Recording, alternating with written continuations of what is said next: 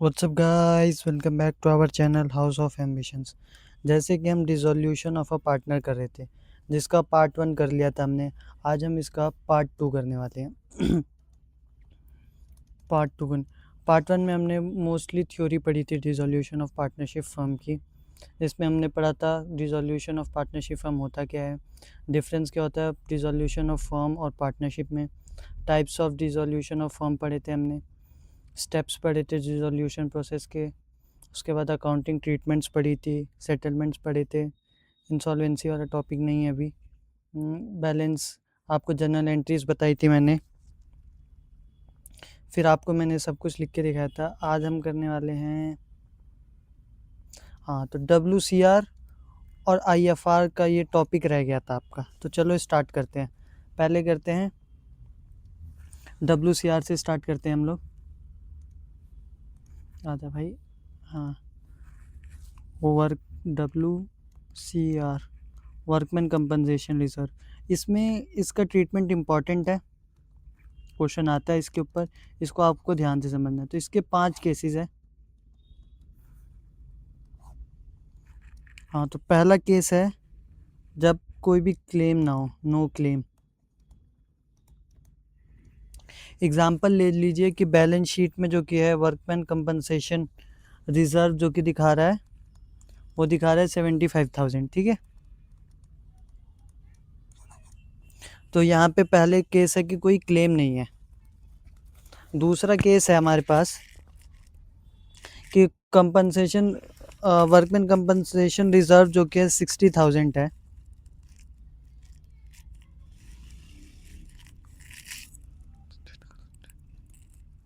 और लाइबिलिटी जो कि है, इसका क्लेम जो कि है वो है 35,000। ठीक है, ये फर्स्ट केस के लिए। ठीक है, जो हम तीसरा मानेंगे, ये मानेंगे कि WCR जो कि है वो 60,000 के लिए है, और लाइबिलिटी जो कि है 75,000 की है। WCR से ज़्यादा है लाइबिलिटी। उसके बाद फोर्थ केस है हमारा कि WCR 60 के, लाइबिलिटी भी 60 की है। और लास्ट है हमारा कि वर्कमैन कंपनसेशन रिजर्व जो कि नील है, और हमें लाइबिलिटी दे रखी है 15,000 की। तो ये केसेस हैं। ठीक है, ये इंपॉर्टेंट केस है। तो देखिए, पहला केस है कि बैलेंस शीट में कोई क्लेम, बैलेंस शीट में 75,000 है और कोई क्लेम नहीं दे रखा, तो आप सिंपली जो कि है WCR को डिस्ट्रीब्यूट कर देंगे पार्टनर्स में। WCR टू जो भी पार्टनर मान लीजिए A B होंगे, जिस भी रेशियो में देना होगा 75,000 आप प्रोवाइड कर देंगे। उसके बाद जब 60,000 का वर्कमैन कंपनसेशन रिजर्व और 35,000 लाइबिलिटी है, तो आपको कुछ नहीं करना, WCR टू रियलाइजेशन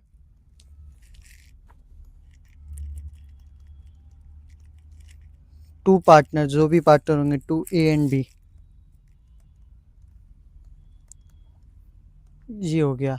उसके बाद जितना भी जैसे 60,000 आपने दिया अमाउंट उनको कंपनसेशन रिजर्व में, 35,000 का आपने दे दिया रियलाइजेशन में, तो जो भी रिमेनिंग 25,000 है वो A और B में डिस्ट्रीब्यूट हो जाएगा।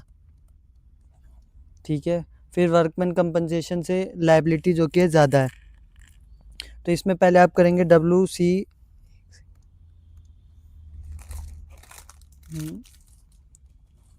इसका नीचे केस करते हैं हम। इस वाले केस में करेंगे पहले WCR, नीचे आते हैं हम थोड़ा, WCR डेबिट टू रियलाइजेशन,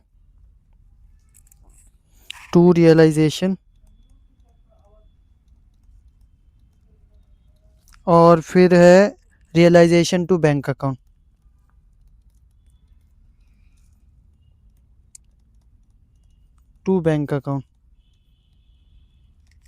समझ गए? पहले तो आपको जितने का क्लेम है 60,000, बट आपको रियलाइजेशन में पे पूरे करने पड़ेंगे 75,000, क्यों जितने का क्लेम है उतना आपको पे करना पड़ेगा। ये अपने घर से पार्टनर्स लेके आएंगे, उनको लेकिन पे करना पड़ेगा। ठीक है, तो ये हो गया थर्ड केस। अब फोर्थ केस है, जितने का क्लेम है उतने की लाइबिलिटी है, तो WCR टू रियलाइजेशन हो जाएगा, इसमें तो कोई इशू ही नहीं है। उसके बाद है ये WCR अकाउंट टू रियलाइजेशन, ये आपने ट्रांसफ़र कर दिया रियलाइजेशन में, और फिर आप कर देंगे रियलाइजेशन टू बैंक, पे कर देंगे टू बैंक, जो भी लाइबिलिटी है 60K वो पे कर देंगे आप। फिर एक लास्ट केस है, जब WCR नहीं लो, इस पर आपको देनी पड़ेगी लाइबिलिटी 15,000 की हो, तो इसमें कुछ नहीं करना, इसमें आपने करना रियलाइजेशन अकाउंट को करना डेबिट, पे तो करना पड़ेगा जितने का है, टू बैंक आपको घर से लाके पैसे देने पड़ेंगे 15K, जो भी होगा अमाउंट आपको गिवन, ठीक है। तो यहाँ से ये पांचों इंपॉर्टेंट केस हैं WCR के, जो आपको ध्यान में रखने, मैंने एग्जांपल के थ्रू समझाया जिससे आपको और इजीली समझ आएगा। उसके बाद चलते हैं हम लोग अब IFR के केस पे चलते हैं। IFR, इसके दो केसेस हैं। पहला तो जब नो इन्वेस्टमेंट इज गिवन, कोई इन्वेस्टमेंट गिवन ही ना हो, और दूसरा है कि व्हेन इन्वेस्टमेंट इज गिवन।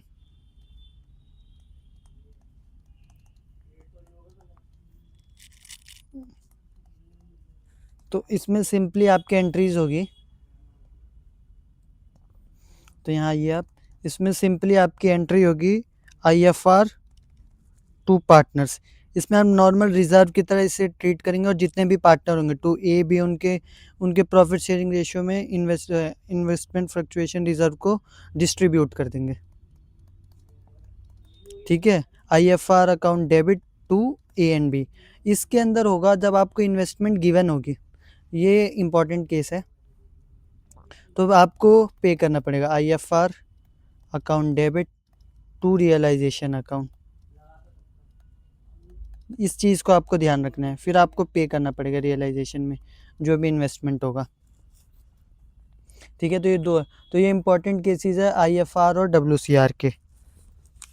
अब चलो आगे बढ़ते हैं, क्वेश्चंस करते हैं। तो अभी तक हमने सारे टॉपिक को कवर कर लिया, IFR, WCR, रियलाइजेशन एक्सपेंस किसके द्वारा है, कौन कौन करेगा, इसमें मैंने बताया था आपको कि फर्म का एक्सपेंस, पार्टनर का एक्सपेंस, और पार्टनर का खर्चा जो कि फर्म करेगी और पार्टनर करेगा, तो क्या होगा एंट्रीज, ठीक है। इसके बाद हम चलते हैं क्वेश्चन पे, ये इंपॉर्टेंट क्वेश्चन है। नीचे चलते हैं थोड़ा। Prashant and Rajesh were partners in a firm, Prashant और राजेश जो कि पार्टनर होते हैं फर्म में, जो कि प्रॉफिट शेयर करते हैं इन द रेशियो ऑफ, एक second, in the ratio of, एक सेकेंड, इसको क्या है, ये कट गया है, मैं आपको दिखाता हूँ, 3:2 के रेशियो में वो जो कि प्रॉफिट्स को शेयर करते हैं। हाँ, तो प्रशांत एंड राजेश जो कि शेयर करते हैं अपने प्रॉफिट्स को 3:2 में। By the authorities they keep dumping hazards material into a nearby river. The court ordered for the dissolution of the partnership firm on 31st March, ठीक है। प्रशांत was deputed to realize the assets and to pay the liabilities. He was paid rupees 1,000 as commission for his service. The financial position of the firm is given on balance sheet, ठीक है। तो क्या क्या given है, हमें creditors given है, Mrs प्रशांत का loan है, राजेश का लोन है, इन्वेस्टमेंट फ्लक्चुएशन गिवन है, कैपिटल अकाउंट गिवन है। तो building, investment, debtor, provision for doubtful date, bill receivable, cash, PNL, ठीक है। आपको एक चीज़ ध्यान रखना है, प्रॉफिट एंड लॉस को ध्यान रखना है। प्रशांत जो कि एग्री हो जाता है वाइफ का लोन पे करने के लिए, तो हम वो प्रशांत को पे कर देंगे। उसके बाद डेटर जो कि रियलाइज हो जाता है ₹24,000, ठीक है। Rajesh took all the investment at ₹27,000, Rajesh ने सारी इन्वेस्टमेंट 27,000 में ले ली थी। बिल्डिंग जो कि रियलाइज होती है 1,52,000 के लिए। क्रेडिटर्स वर पेबल आफ्टर 2 मंथ, दे वर paid immediately eight 10% discount. 10% discount पे हमने इमीडिएटली क्रेडिटर्स को पे कर दिया था। Bill receivable were settled at a loss of 1,400, हमें लॉस से कोई लेना देना नहीं है, मैं भी आपको क्वेश्चन में दिखाता हूँ। उसका रियलाइजेशन एक्सपेंस जो कि 2500 है। तो चलो स्टार्ट करते हैं। Realisation account, realisation account particular amount, मैंने फॉर्मेट पहले बना लिया आपके लिए, पर्टिकुलर अमाउंट। तो अब शुरू करते हैं हम। तो पहले क्या है केस, पहले हमें जितने भी एसेट्स होते हैं, मैंने आपको बताया था, सबको बैलेंस को एक साइड लाना होता है। ठीक है, तो इसमें मैं थोड़ा रफ कर देता हूँ, रुकिए। हाँ, ये देखिए, ठीक है, जितना भी बैलेंस हो, बिल्डिंग, इन्वेस्टमेंट, डेटर्स 34,000। ठीक है, अभी नीचे चलते हैं हम। तो पहले हम बिल्डिंग को नीचे लाएंगे, पेन का कलर चेंज करते हैं हम। टू बिल्डिंग अकाउंट डेबिट, नहीं डेबिट क्यों लिख रहा हूँ, टू बिल्डिंग अकाउंट 1,20,000। ठीक है, इसके बाद हम लिखेंगे इन्वेस्टमेंट था, टू इन्वेस्टमेंट अकाउंट 30,600 का इन्वेस्टमेंट था। उसके बाद था डेटर, टू डेटर 34,000 के थे, जहाँ तक मुझे ध्यान है। To debtor account 34,000। ठीक है, इसके बाद हम चलते हैं ऊपर। अब क्या था, बिल रिसीवेबल 37,000। कैश को हम नहीं ले जाते हैं, पीएनएल को नहीं ले जाएंगे, गुडविल को ले जाएंगे। तो अब होगा टू बिल रिसीवेबल और टू गुडविल।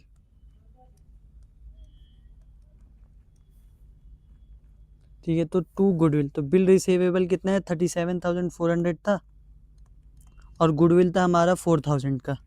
तो ये हमने सारे एसेट्स को कर लिया। अब यहाँ पे हम सारी लाइबिलिटीज़ को लेके आते हैं। बाय क्रेडिटर्स, पहले लिखते हैं बाय क्रेडिटर्स,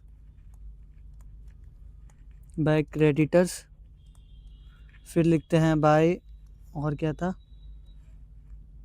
क्रेडिटर्स के बाद है मिसेस प्रशांत का लोन, इन्वेस्टमेंट फ्लक्चुएशन फंड भी इधर ही आएगा, और फिर क्या है, बस 3 चीज़ें।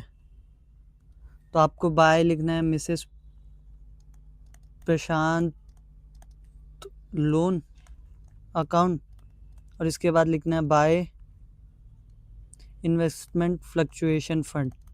ठीक है, तो ये आपका आ गया 80,000 था, जहाँ तक मुझे याद है। अभी देख लेते हैं हम एक बार इसे। और फिर था क्या था, 40,000 24,000, 40 के 24 के। इसके बाद by provision for doubtful debt भी लिखेंगे हम, प्रोविज़न फॉर डाउटफुल डेट लिखेंगे हम 4,000 का।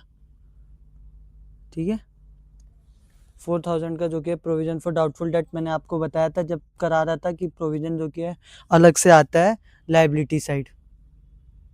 फिर हमने इन्वेस्टमेंट फ्लक्चुएशन फंड भी, ठीक है, सब कुछ हमने दे दिया पार्टनर्स को। अब हम करते हैं एंड मेन क्वेश्चन, अब रियलाइज़ करते हैं एसेट्स को। अब हमें रियलाइज़ करना है, तो पहले हम एसेट्स रियलाइज़ कर देते हैं बाय बैंक अकाउंट। क्वेश्चन में गिवन है प्रशांत एग्रीड टू पे डेटर रियलाइज 24,000, डेटर जो कि 24,000 रियलाइज होते हैं, डेटर 24,000।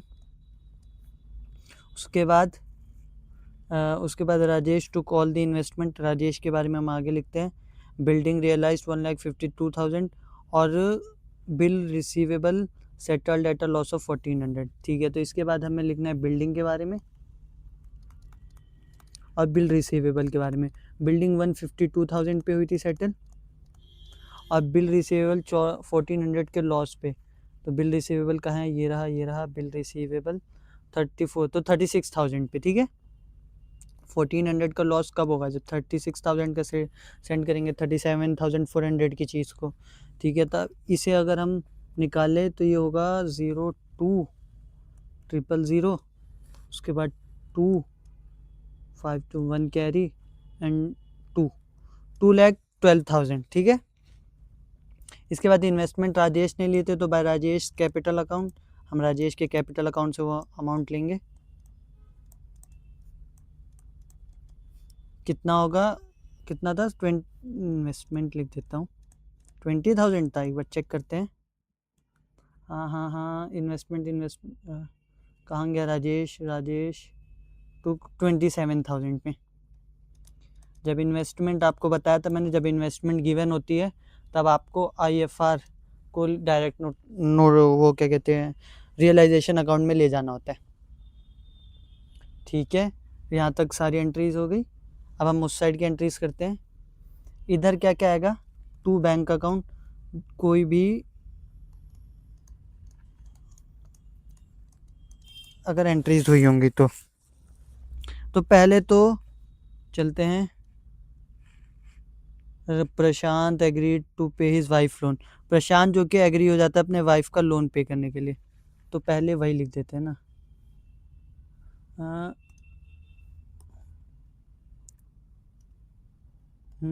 इसे थोड़ा नीचे करते हैं हम। ठीक है, प्रशांत को पे तो करना पड़ेगा ना। सिर्फ पार्टनर्स के कैपिटल अकाउंट वाले को पे नहीं करते, बाकी सब करना पड़ता है। तो कैपिटल जो पार्टनर का लोन होता है, तो partners capital account, wife's loan, wife's का लोन था 40,000 का। उसके बाद बैंक में देखते हैं क्या क्या आएगा। बैंक में आएगा क्रेडिटर्स, फिर आएगा लोन, तो हो गया राजेश का लोन। राजेश के लोन को हमें कुछ नहीं करना, पार्टनर्स के लोन को आपको पता है कुछ नहीं करना होता। क्रेडिटर्स और रियलाइजेशन एक्सपेंस, दो चीज़ें हैं जो कि आएंगी। तो क्रेडिटर्स और रियलाइजेशन एक्सपेंस, तो क्रेडिटर्स और रियलाइजेशन एक्सपेंस कितना है। क्रेडिटर्स जो कि है 10% के डिस्काउंट पे सेटल कर दिया था, तो 80,000 के क्रेडिटर्स थे, 10% के डिस्काउंट पे 72,000, और रियलाइजेशन एक्सपेंस था 2,500 का, तो ये 74,500। ठीक है, उसके बाद वापस चलते हैं हम। हमने एक चीज़ नोटिस की थी शुरुआत में कि 1,000 जो कि कमीशन पे की गई थी, तो ठीक है पे कर दो। टू प्रशांत कैपिटल अकाउंट, प्रशांत के कैपिटल अकाउंट में, टू प्रशांत कैपिटल अकाउंट, आप पूरी फुल फॉर्म यूज़ करना, मेरे को अभी आपको समझाना है इसके लिए मैं शॉर्ट फॉर्म्स यूज़ कर रहा हूँ। 1,000 रुपीज़ था। उसके बाद आप यहाँ पे टोटल कीजिए, तो आप टोटल करेंगे, अगर मैं कैलकुलेटर से करूँ, 80,000, 1,20,000, 1,44,000, 1,48,000 और 1,48,000 प्लस में करेंगे अगर हम 212,000 और प्लस में 27,000, तो ये टोटल हो रहा है 3,71,000। 3,71,000 में से अगर हम माइनस करें ये सब, 1,20,000 माइनस 30,600, 34,000 माइनस 37,400, फिर 4,000 माइनस 40,000 माइनस 74,500 और माइनस 1,000, तो यहाँ पे हमारा आ रहा है 29,500, 3,71,000। तो अब हम इसे बांट देंगे, टू गेन और कह सकते हैं प्रॉफिट ट्रांसफ़र टू, आपको फुल फॉर्म यूज़ करनी है, मैं फिर बता रहा हूँ। उसके बाद आपको प्रशांत पीस कैपिटल अकाउंट कर देते हैं प्रशांत के लिए, और राजेश के लिए आर्स कैपिटल अकाउंट।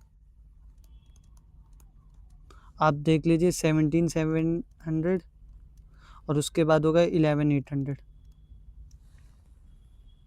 तो यहाँ से ये हो गया। अब इसके बाद हमें पार्टनर्स का कैपिटल अकाउंट बनाना था, इसको थोड़ा नीचे कर देते हैं हम।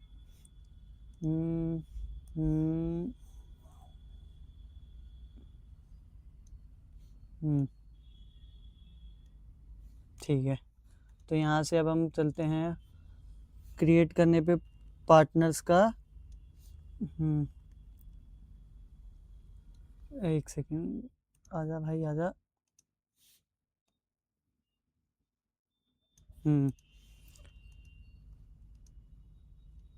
पार्टनर क्या हो गया, पार्टनर्स का कैपिटल अकाउंट। ठीक है, पार्टनर्स कैपिटल अकाउंट, जल्दी जल्दी में थोड़ी राइटिंग में ख़राब करते रहा हूँ, समझ भी नहीं आएगा आपको। तो पार्टनर्स कैपिटल अकाउंट, बस पर्टिकुलर प्रशांत राजेश, पर्टिकुलर प्रशांत राजेश। तो ये चीज़ आपको गिवन है। इसके बाद आपको कुछ नहीं करना है, पहले तो बैलेंस को ब्रॉट डाउन करना होता है। पहला स्टेप होता है बाय बैलेंस ब्रॉट डाउन, जो भी बैलेंस शीट में गिवन हो। उसके बाद होता है जो भी आपका रियलाइजेशन में हो उसको उतार लिए करिए आप। ये स्टेप वाइज बता रहा हूँ मैं आपको जो भी है। फिर आप रियलाइजेशन में राजेश की एक इन्वेस्टमेंट का था, और एक वापस बैलेंस शीट पे चलते हैं एक बार। क्या क्या था, ये एक पी है प्रॉफिट एंड लॉस भी है, एक राजेश ने ये डेटर्स लिया, ठीक है। तो पहले P&L बांट दीजिए जितने, जो to profit and loss account. अब P&L कितने का था, P&L था हमारा 8000 का। 8000 को अगर हम 3:2 कितने में बांटना था यार, 3:2 में बांटे तो 8000 बाय 5 4000, और 4 इंटू करेंगे हम अगर, हाँ तो 4800 आएगा, और ये आएगा 3200, ठीक है। बैलेंस कितना है, ब्रॉट डाउन करना है हमें बैलेंस 42000 42000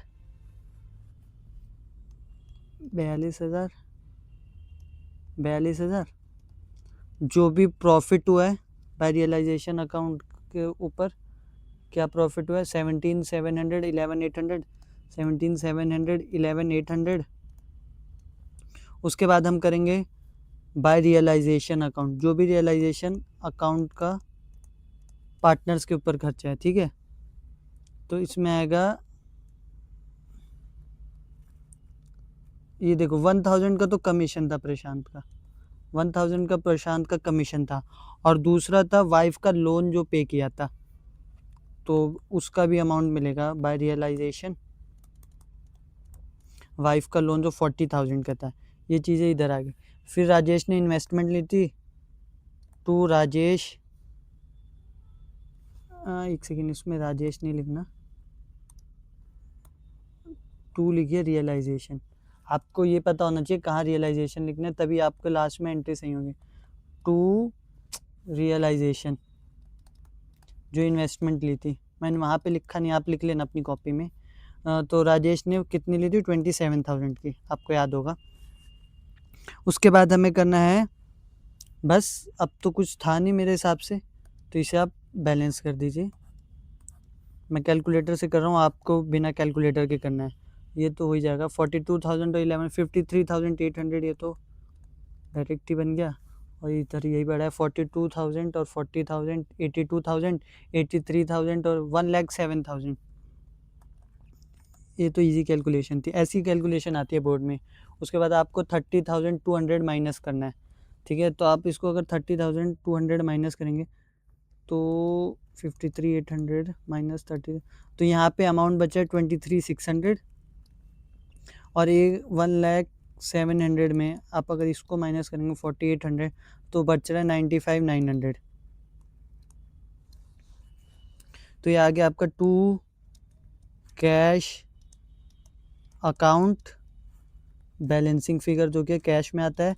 इसमें balance carry down brought down नहीं आता है, क्यों, क्योंकि अब तो फर्म बंद हो जाएंगे, तो आप कहाँ बैलेंस को कैरी करके जाएंगे, ठीक है। तो आपको पता होना चाहिए कि अब तो ऑर्गेनाइजेशन, अब तो जो कि फर्म आपकी बंद हो जाएगी, तो आपको इस चीज़ को लेके कहाँ जाएंगे, तो आप कैश अकाउंट में डालते हैं। आपको क्वेश्चन में कैश अकाउंट बनाने के लिए कहा था ना, इसलिए। उसके बाद आप यहाँ पे कैश अकाउंट बना लीजिए छोटा सा, हाँ ठीक है। अरे ये तो बेकार हो गया। तो यहाँ पे अगर आप, हाँ ठीक है, तो पर्टिकुलर अमाउंट आप अच्छे से बनाना, मैं तो ऐसे ही रफली बना रहा हूँ। पर्टिकुलर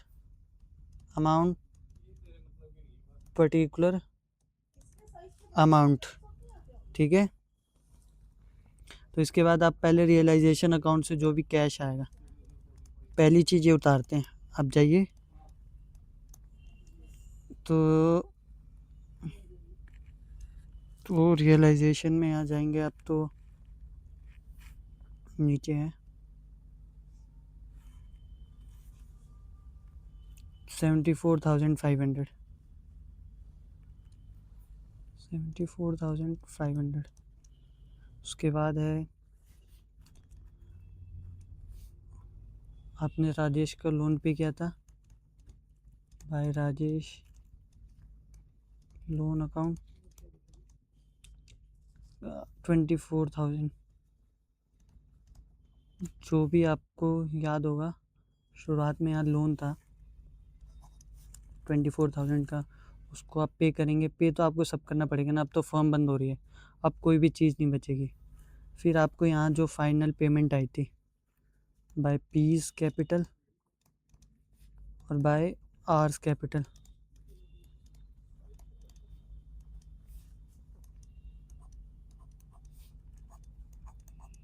पीस कैपिटल 95,900 था ना शायद, चेक कर लेंगे। और उसके बाद था 23,600, ये चीज़ याद है। उसके बाद ऐसे ही आप टू रियलाइजेशन भी निकालेंगे, रियलाइजेशन अकाउंट और टू बैलेंस ब्रॉट डाउन, जो भी बैलेंस होगा आपको गिवन होगा बैलेंस शीट में। तो यहाँ पे आप देखेंगे 6,000 है बैलेंस, और एसेट्स कितने रियलाइज हुए थे, कितना अमाउंट था, 2,12,000। ठीक है, 2,12,000 जो रियलाइज हुआ था एसेट से, और 6,000 जो की है, तो ये हो गया 218,000। और इसको अगर हम ऐड करें 74, अगर ये सही किया होगा हमने क्वेश्चन तो ये मैच कर जाएगा, नहीं तो मैच नहीं करेगा। ठीक है, तो अब हम इसको करते हैं 74,500 प्लस 24,000 प्लस 95,900 प्लस 23,600, यस 2,18,000 जो कि है हमारा आ गया है। तो इस तरीके से इस बड़े क्वेश्चंस को आपको करना होता है। आपको हर चीज़ ध्यान में रखनी है। अगर आपको इन्वेस्टमेंट गिवन है तब आपको क्या करना है, जब इन्वेस्टमेंट गिवन नहीं है तब क्या करना है आपको। तो ये अच्छा क्वेश्चन था, ये काफ़ी बार आया हुआ है। इसमें सारे कॉन्सेप्ट कवर हो गए कि अगर वाइफ का लोन होगा तो वो भी पे करना पड़ेगा। अगर जो भी पार्टनर का कैपिटल होता है, जैसे राजेश पार्टनर था तो राजेश का लोन जो कि उसको हम पे नहीं करते हैं, उसको हम डायरेक्ट कैश अकाउंट से पे कर देते हैं, जिसका भी लोन होता है। उसके बाद आपको अगर इन्वेस्टमेंट गिवन होगी तब क्या करना है, आपको IFR को पहले नीचे लेके जाना है और रियलाइजेशन में, और फिर उसकी ट्रीटमेंट करनी है। अगर नहीं गिवन होगा तो डायरेक्ट आप पार्टनर को पे कर देंगे। इसके बाद इधर कैश अकाउंट बैंक अकाउंट बनाएंगे आप, इधर कैश और बैंक अकाउंट बनाएंगे। उसके बाद कैश अकाउंट लास्ट में बनाएंगे आप। यहाँ पे बैलेंस ब्रॉट डाउन नहीं होगा, एज आपकी बिजनेस फर्म बंद हो रही है, डिसॉल्व हो रही है, तो आपको कोई भी अमाउंट बचा के नहीं जाना है। उसके बाद मैं आपके लिए होमवर्क के लिए क्वेश्चन लेके आया हूँ। XYZ जो कि है पार्टनर्स हैं, वो शेयरिंग प्रॉफिट्स करें 3:2:1 में। उसके बाद क्रेडिटर्स है, छोटा सा क्वेश्चन है 34,000 के, और ये सब cash, debtor, stock, tools, car. फिर एसेट रियलाइजेशन दे रखी है, क्रेडिटर एक्सेप्ट कर लेते हैं स्टॉक को इन सेटलमेंट ऑफ देयर ड्यूज। तो बस आपको यही चीज़ मेरे को समझाना था कि क्रेडिटर्स जो कि है एक्सेप्ट कर लिया तो इसकी कोई एंट्री नहीं होगी। जब एसेट के बदले हम लायबिलिटी देते हैं ना, तो उसकी कोई भी एंट्री नहीं होती। बस एक चीज़ है इसमें जो मेरे को समझाना था। बाकी इस क्वेश्चन को आप सॉल्व करके कमेंट में आंसर करें। एक चीज़ और पीछे मैं भूल गया था आपको बताना, कि मैंने इस गुडविल को क्यों नहीं उतारा। आपने नोटिस किया होगा ना, मैंने सारे एसेट्स को रियलाइज़ किया सिवाय गुडविल के। क्यों? अगर क्वेश्चन साइलेंट होता है ना पर्टिकुलर एसेट के बारे में, तो उसकी रियलाइज वैल्यू हम ना नील ले लेते हैं। ठीक है, क्योंकि पे तो करना होता है, आखिरी में लास्ट में ये प्रॉफिट में एडजस्ट हो जाता है। तो आई होप आपको क्वेश्चन समझ आया होगा और वीडियो पसंद आई होगी। वीडियो पसंद आई है तो लाइक कीजिए, कमेंट कीजिए और अपने फ्रेंड्स के साथ शेयर कीजिए। Thank you everyone.